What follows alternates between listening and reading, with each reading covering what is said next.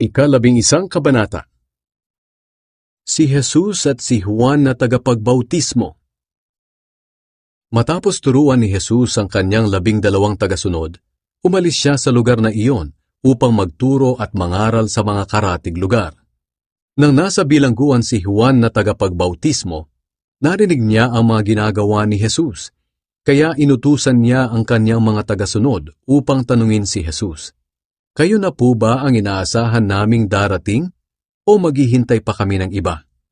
Sumagot si Jesus sa kanila, "Bumalik kayo kay Juan at sabihin sa kanya ang narinig at nakita ninyo. Nakakakita ang mga bulag, nakakalakad ang mga lumpo, gumagaling ang mga may malubhang sakit sa balat, nakakarinig ang mga bingi, muling nabubuhay ang mga patay, at ipinangaral sa mga mahihirap ang magandang balita. Mapalad ang taong hindi nagdududa sa akin." Pagkaalis ng mga tagasunod ni Juan, nagtanong si Jesus sa mga tao, "Noong pumunta kayo kay Juan sa ilang, ano ang inaasahan ninyong makita? Isa bang taong tulad ng talahib na humahapay sa ihip ng hangin? Pumunta ba kayo roon para makita ang isang taong magara ang pananamit? Ang mga taong magara ang pananamit ay sa palasyo ninyo makikita. Pumunta kayo roon para makita ang isang propeta, hindi ba? Totoo, isa nga siyang propeta. At sinasabi ko sa inyo, higit pa siya sa isang propeta. Siya ang binabanggit ng Diyos sa kasulatan, "Ipapadala ko ang aking mensahero.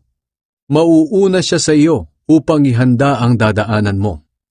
Sinasabi ko sa inyo ang totoo. Walang taong isinilang na mas dakila pa kay Juan. Ngunit mas dakila kaysa sa kanya ang pinakahamak sa mga taong kabilang sa kaharian ng Diyos. Mula nang mangaral si Juan hanggang ngayon, nagpupumilit ang mga tao na mapabilang sa kaharian ng Diyos. Sapagkat bago pa dumating si Juan, ipinahayag na ng lahat ng propeta at ng kautusan ni Moises ang tungkol sa paghahari ng Diyos. At kung naniniwala kayo sa mga pahayag nila, si Juan na nga ang Elias na inaasahan ninyong darating. Kayong mga nakikinig, dapat ninyo itong pag-isipan. Sa anong bagay ko maihahambing ang henerasyong ito? Katulad sila ng mga batang nakaupo sa plaza na sinasabi sa kanilang kalaro, "Tinugtugan namin kayo ng tugtuging pangkasal, pero hindi kayo sumayaw. Umawit kami ng awit para sa patay, pero hindi kayo umiyak." Katulad nga nila ang mga tao ngayon.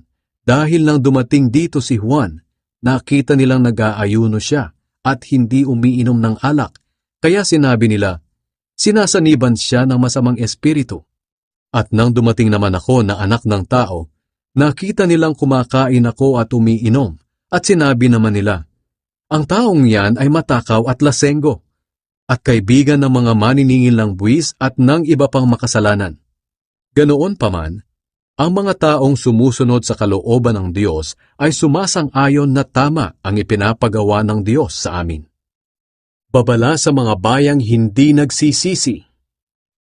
Pagkatapos, tinuligsa ni Jesus ang mga bayang nakasaksi ng maraming himala na kanyang ginawa dahil hindi sila nagsisi sa kanilang mga kasalanan. Sinabi niya, "Nakakaawa kayong mga taga-Corazin. Nakakaawa rin kayong mga taga-Bethsaida. Sapagkat kung sa Tyre at Sidon naganap ang mga himalang ginawa ko sa inyo, matagal na sana silang nagsuot ng sako at naglagay ng abo sa kanilang ulo upang ipakita ang kanilang pagsisisi.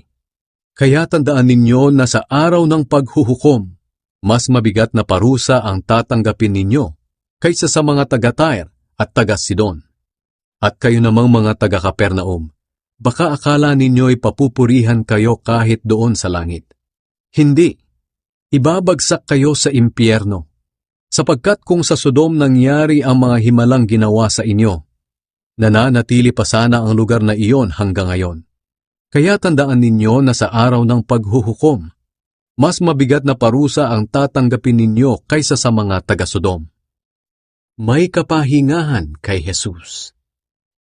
Nang oras ding iyon, sinabi ni Jesus, "Pinupuri kita, Ama, Panginoon ng langit at lupa, dahil inilihim mo ang mga katotohanan ito sa mga taong ang akala sa sarili ay marurunong at matatalino. pero inihayag mo sa mga taong tulad ng bata na kaunti lang ang nalalaman. Oo, Ama, pinupuri kita dahil iyon ang kalooban mo. Pagkatapos, sinabi niya sa mga tao, ibinigay sa akin ng aking Ama ang lahat ng bagay.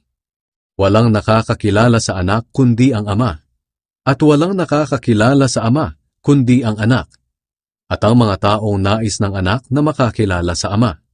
Lumapit kayo sa akin, kayong lahat na nahihirapan at nabibigatan sa inyong pasanin, at bibigyan ko kayo ng kapahingahan. Sundin ninyo ang mga utos ko at matuto kayo sa akin, dahil mabait ako at mababang loob. Makakapagpahinga kayo dahil madaling sundin ang aking mga utos at magaan ang aking ipinapagawa.